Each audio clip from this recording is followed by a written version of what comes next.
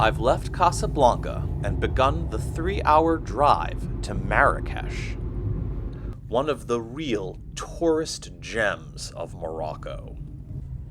Join me for 2 days in Marrakesh.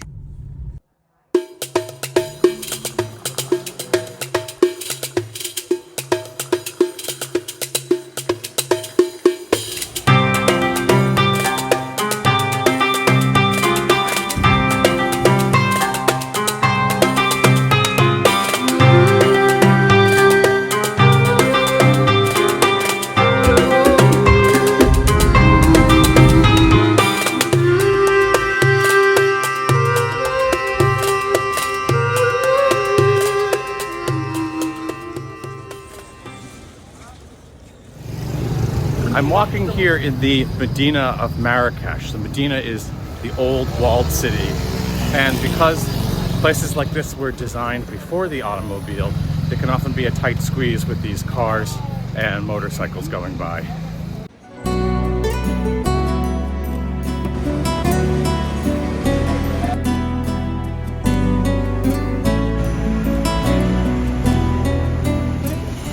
Now this afternoon, Morocco plays Canada in the World Cup. We'll see how that turns out later. I just arrived at my riad. Riads are traditional Moroccan homes that serve as hotels. They often have a roof deck and a view like this, but they sit situated over a courtyard with the guest rooms all around. Listen closely to hear the Muslim call to prayer.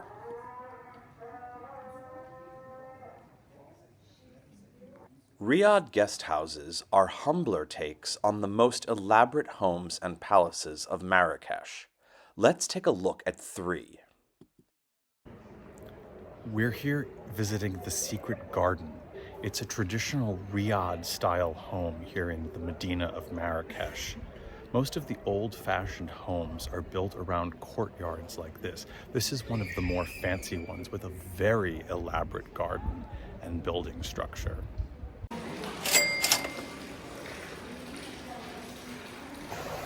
The water in these fountains behind me actually flows all the way from the nearby Atlas Mountains. It comes through an ancient underground aqueduct system that's been flowing for over 1,000 years. The Secret Garden was built 400 years ago by a powerful local chief. But what about the king? He lived here, at the Badia Palace. When the Muslims were expelled from Spain in 1492, many resettled here in Morocco. Some believe that the Badia Palace was an attempt to recreate the architectural style of the Alhambra in Granada, Spain. Sultan al-Mansur built this palace at the height of the Saadian dynasty, but by 1603, he had died and the dynasty was over. Before he died, of course, al-Mansur managed to build himself a beautiful and elaborate tomb in a building not far from the Badia Palace. Unfortunately for al-Mansur, his successors wanted him to be forgotten. They built high-walled buildings all around the tomb and moved the capital out of Marrakesh. Before visiting this place, I never realized that pigeonholes were an actual thing. Although the capital had been moved from Marrakesh in the 1600s, a royal vizier came in 1867 and built this, the Palace Bahia. Unlike the Badia Palace, which is now a ruin, the Bahia Palace has been maintained to its original style and elegance.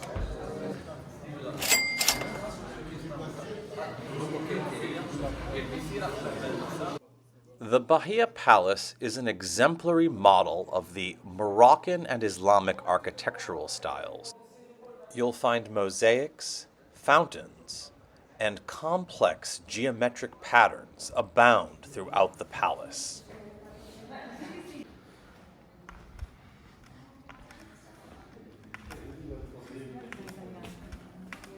The Secret Garden Badia Palace, Saadian Tombs, and Bahia Palace are all located in the maze of streets that are part of the Medina Marrakesh, or medieval city.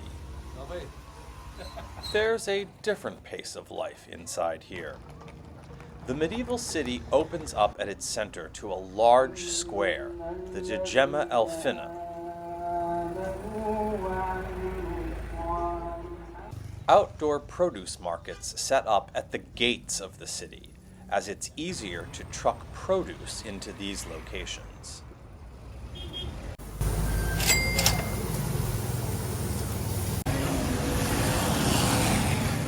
Now let's not forget that it's World Cup Day here in Morocco. As I proceeded to my next site, the Koutoubia Mosque, I could start to hear the crowds cheering for the Moroccan team.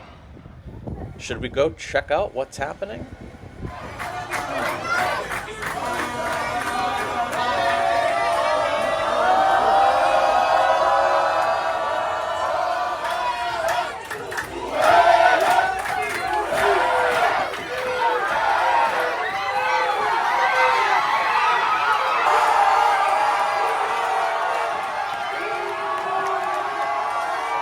Morocco just beat Canada in the World Cup.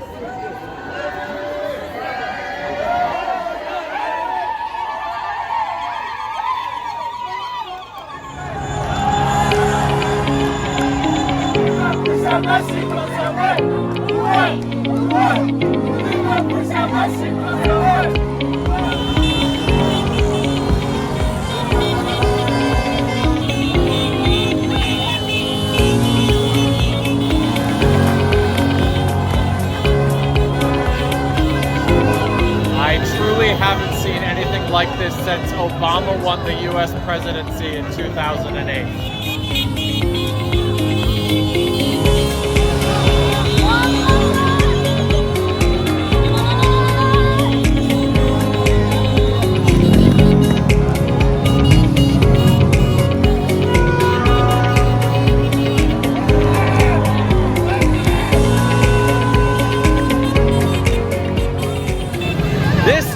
Marrakesh, Morocco, after the World Cup win tonight against Canada. This has been going on for over an hour.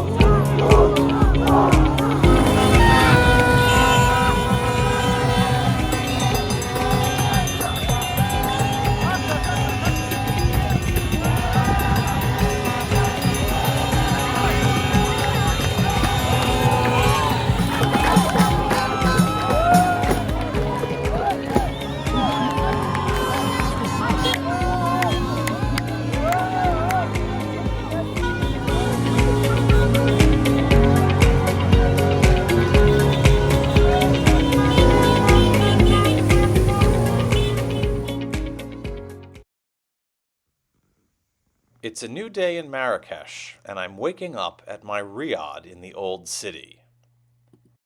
At a very reasonable $50 a night, this was actually the most expensive place I stayed my entire time in Morocco.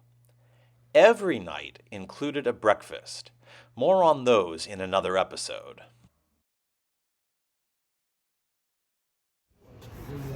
Now today I'm going to the Jardine Majorelle. You might know that from the Anna Delvey story. She was the con artist, real name Anna Sorkin, who racked up a over $1,000 bill visiting the garden and the Yves Saint Laurent house. Forget the $1,000 private tour and buy a $15 combo ticket, but avoid this long queue by purchasing online.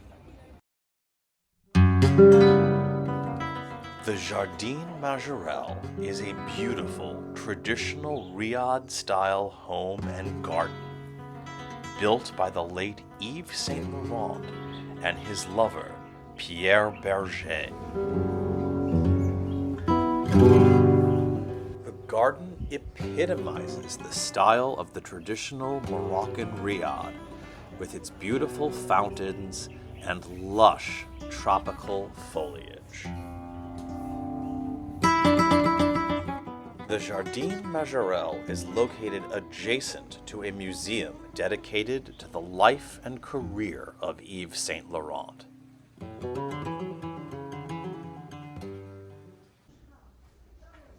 Yves Saint Laurent started his career in fashion as an assistant to Christian Dior. When Dior passed away, Yves Saint Laurent took over the fashion label, but ultimately left to start his own.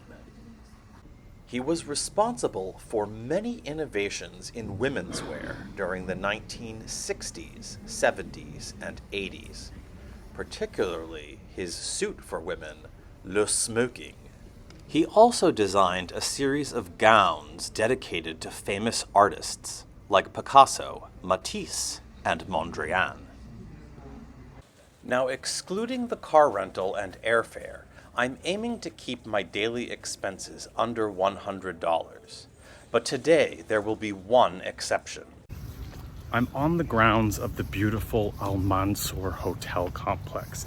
This is not the one that Anna Delvey stayed at and racked up a $10,000 bill. That's actually next door. This one is just as nice though. $1,500 per night for a basic room.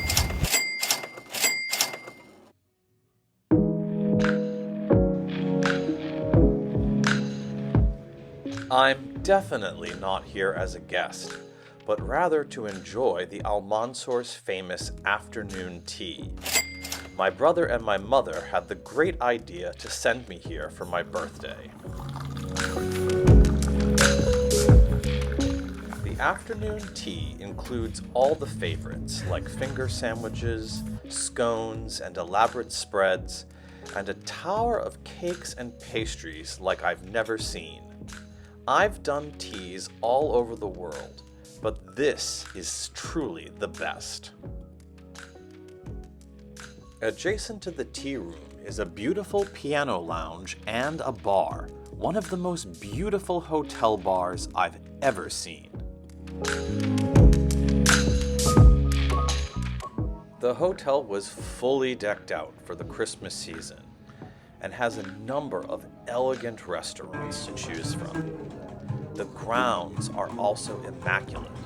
And what I called a basic room before, well, each is its own miniature 2-bedroom riad. If you have the money, or you're a world-famous con artist, consider staying at the Al Mansour. I'm back in the Medina for one final night in Marrakesh, and I think we'll be going a little bit less expensive for dinner than the Al Mansour tea.